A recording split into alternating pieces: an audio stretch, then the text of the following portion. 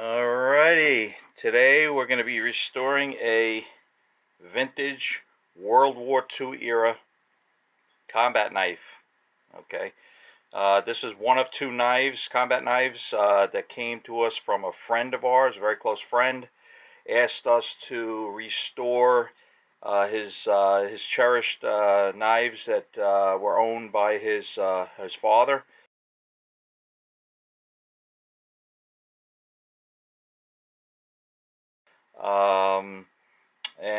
Yeah, so we did the first one. That one's been completed about a week ago or so, and now we're going to tackle the second one. This is going to be another refurbish, if you will. Okay, we're just going to bring this back to a better state, as opposed to doing a restore. We're not going to take it apart. The leather stack itself is in good shape. It just needs to be really clean, so we're going to clean that up. And I'm not even sure what manufacturer this is at this point. We're going to have to, once we clean it a little bit, we'll be able to figure it out. This leather piece, this leather leg tie is broken. You can see where it's broken off, so we're going to actually replace that with one that will be able to be utilized to tie it around your thigh. Okay. We're going to refurbish the leather sheath. The retainer snap is missing completely. You can see where it's broken off. Okay, so we're going to replace that. Match the leather on that as close as possible. So let's take this out of the sheath. See what we're dealing with. All right. This one is quite a bit rustier than the previous refurb we did. Okay, this side's not too bad. This side's pretty rusty. Again, the leather stack is solid, no missing pieces. The pommel's in good shape. Looks like it's aluminum. We got a steel handguard, and yeah, definitely a steel blade. So it's a beautiful, beautiful, beautiful piece. It really is. And so this piece is probably somewhere around 80 to 85 years old. Okay. There is a manufacturer mark on it. I'm just not sure what it says. So we're going to clean that off, and then we're going to do a little research on the internet. We will be right back. Yeah, so to take a look at the maker's mark, we're just going to use a little general purpose cleaner and some very fine brass wool.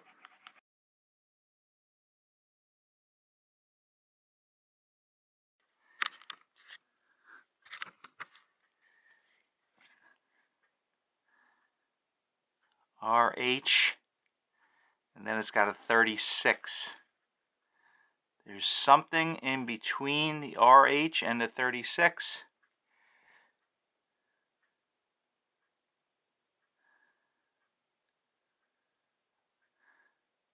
Not sure what at this point. Well, we're gonna do some research on the interweb, and we'll be back shortly.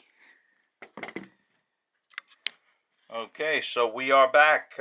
Spent about 5 minutes on the internet looking this up. It was very, very easy to find. As it turns out, we have a very special knife here. Okay, other than its sentimental value, also very special in the fact that this particular knife was only made during the war years, World War II years. Okay, it's RH PAL36. Okay, that's what this actually says here. This knife was made by Remington Cutlery. Okay, the RH stands for Remington Hunter.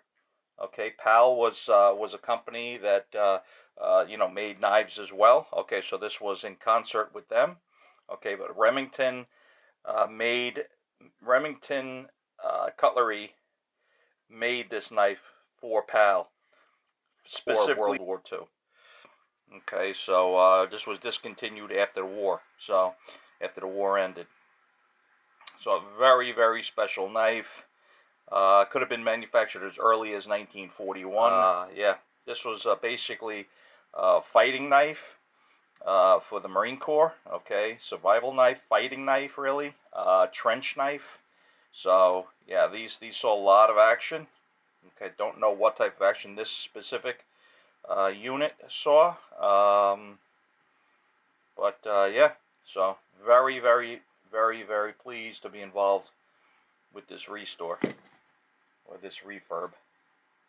Okay, so where we're going to start is we're going to start by cleaning, taking off as much of the residue, the 80 years worth of residue that's on this knife. Okay, and what we're going to use for that is we're going to use some saddle soap, which is typically what we use to clean any type of leather. This is a neutral color, so we're going to use that just to remove the residue.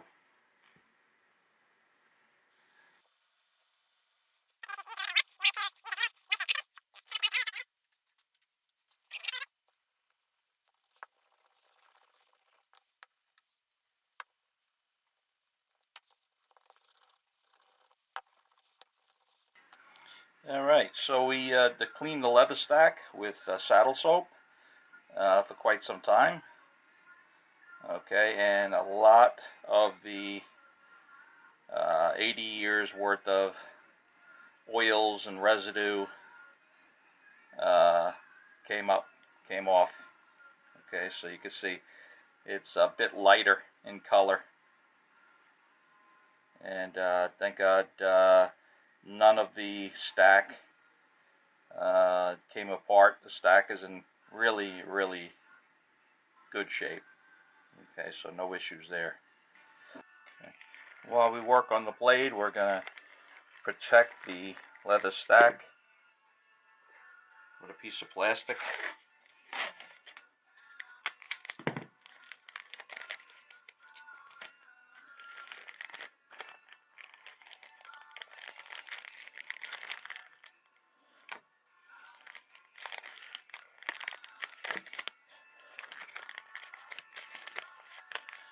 I always love trying to use tape with rubber gloves on. It's always a fun experience. Alright, the reason why we put the plastic over that, and then just put the tape directly on there, is tape can and usually does damage leather. Okay, when you put it on there, when you remove it, the adhesive a lot of times will pull off some of the leather. First thing we're going to do, we're just going to hit this with some brass wool. See how much rust we can take off.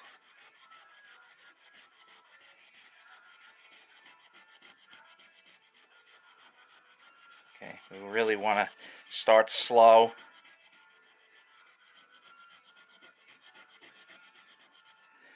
And use the least amount of abrasive possible. Okay, because we want to try to not take off any metal.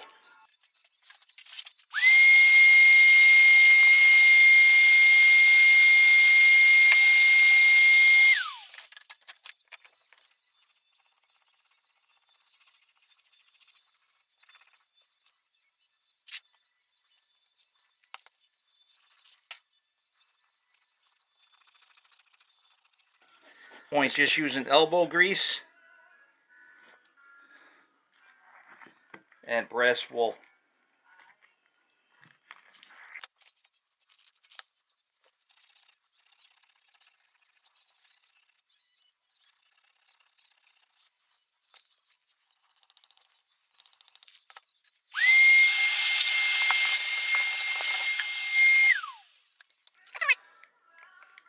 Pretty clean. We're just using the brass wool. So we've got some rust staining, really a form of bluing, to be honest with you, but it's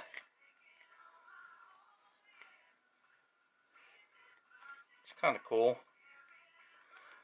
But really want to remove that. Okay, so we're going to try something on this to see if we can remove the remainder of this rust. Okay, so we've got some Birchwood Casey blue and rust remover. Okay, so it removes blue and rust easily and quickly. Okay, we've used this once before in another project. I like the way it removes rust. And we haven't used it to remove bluing, but I'm hoping that this rust and this rust bluing, or this bluing, is gonna come out. All right, I would like to see if that will work. All right, so I really want to see if I can remove this without any additional abrasives, or I should say any harsher abrasives. In other words, I like to see if I can remove most of this coloring chemically as opposed to abrasively, or with an abrasive. All right, so we're going to apply this with a swab. We're going to liberally apply it, and we are going to let that sit for a few minutes.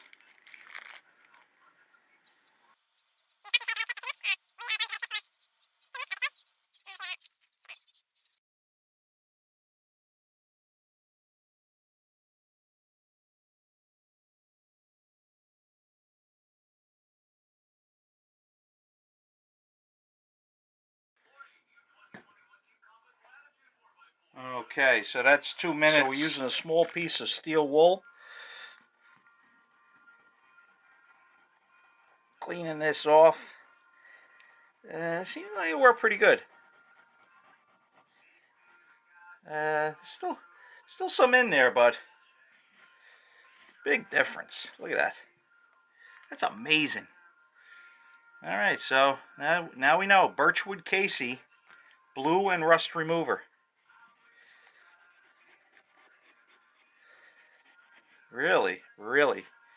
Really came well.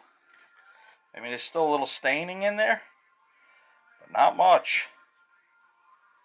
Excellent. All right, so that worked really well with the Birchwood Casey blue and rust remover. So we're gonna make one more application. All right. I'd say it took off, 90% of the rust, discoloring, bluing, whatever you want to call it.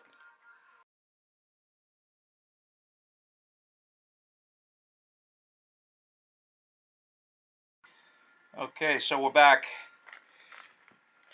120 seconds later, and we're going to use a small piece of steel wool. Second application of the Birchwood Casey.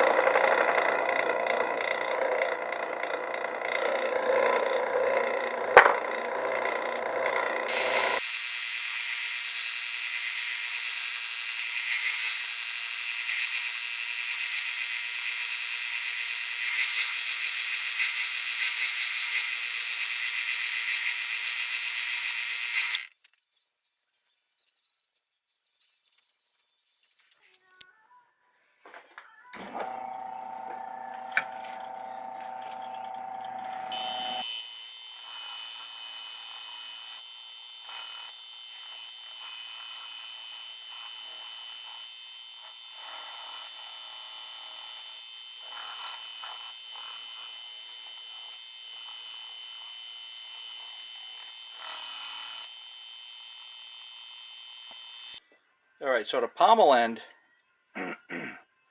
is really in good shape. Okay, there's no deep scratches. There's some very light scratches.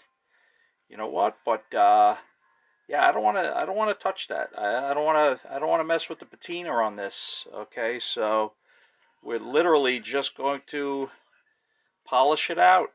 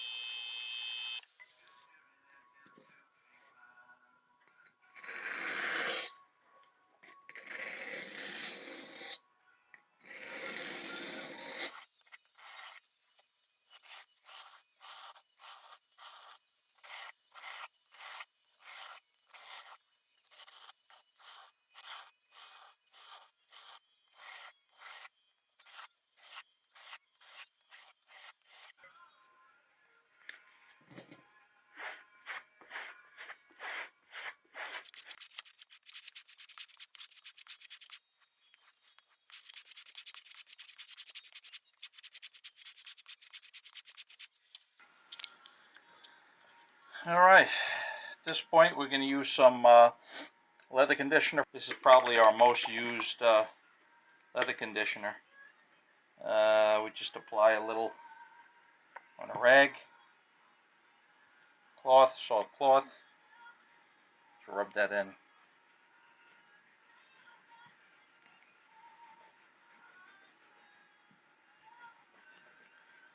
Don't worry about getting it on the metal.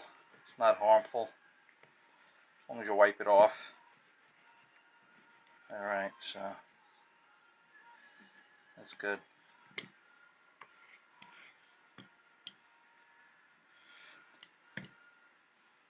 Alright, so we finish up the refurb on the knife, okay, the World War II combat knife.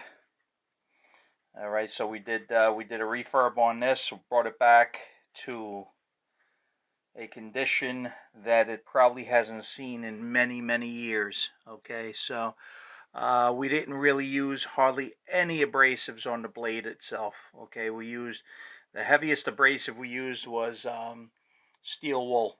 Okay, we used a rust remover by Birchwood Casey, and that really got that staining out of that blade. Not everything, but let me tell you something. It's without taking any sandpaper to this, which we did not. We used no sandpaper. Brass wool, that's it. Steel wool and brass wool and the Casey Birchwood. Yeah, so very happy with that. Okay, and same thing with the handguard here. The pommel, which I'm sure is aluminum, we did not use anything on that except for a buffing wheel.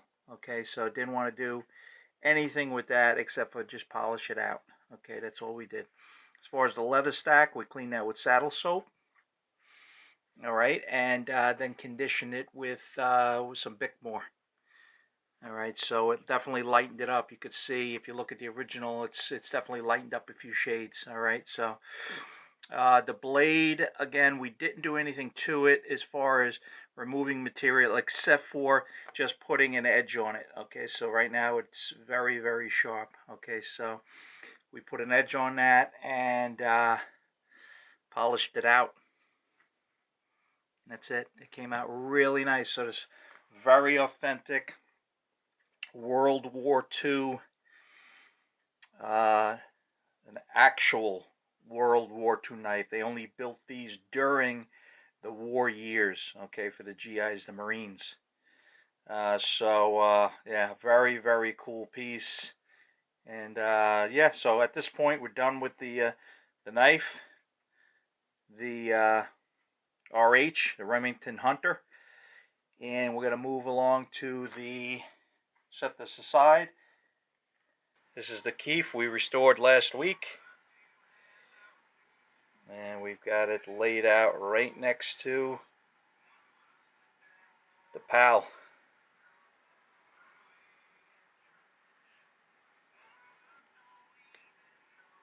Let's unsheath them.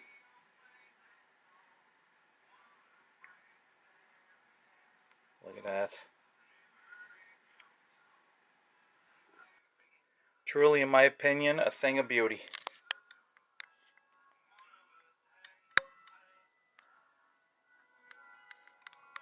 What a set. Talk about a good looking set. That's it right there.